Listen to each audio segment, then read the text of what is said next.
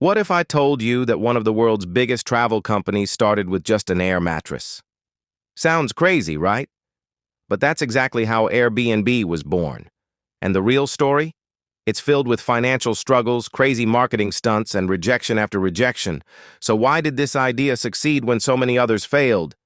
Stay with me because you won't believe what they did to survive. In 2007, Brian Chesky and Joe Gebbia were broke. Like, can't pay rent, broke.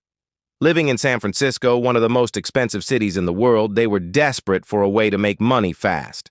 But here's the question. If you were in their position, what would you do? Their solution? Renting out air mattresses in their living room to strangers? Sounds risky, right? But within days, 3 guests had booked their space. And that's when they realized something shocking. Travelers weren't just looking for a place to sleep. They wanted an experience. But even after that small success, there was a massive problem. Nobody believed in their idea. Investors laughed at them. They were running out of money.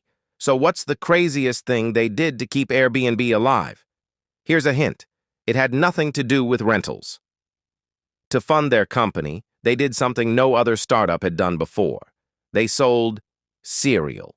Yes, you heard that right. Obama O's and Captain McCain's limited edition breakfast cereals named after the 2008 U.S. presidential candidates. But guess what? This ridiculous idea made them over $30,000 and kept Airbnb afloat. Would you buy a cereal box to save your business? Let me know in the comments. Then, in 2009, something happened that changed everything. A top startup accelerator, Y Combinator, saw their potential and gave them funding. That one moment turned Airbnb from a struggling side hustle into a serious business. But was that enough to make it a success? Not yet. Even after getting funding, Airbnb had to convince people that staying in strangers' homes was safe. So, how did they win people's trust?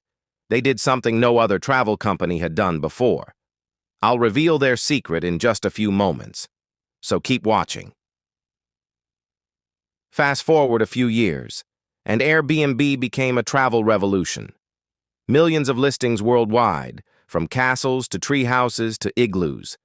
And to think, it all started with 2 broke guys, an air mattress, and a dream.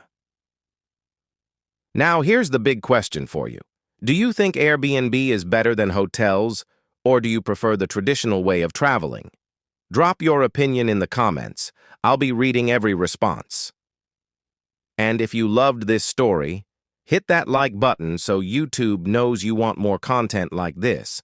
Also, subscribe, because in my next video, I'm exposing the biggest Airbnb scams that hosts don't want you to know.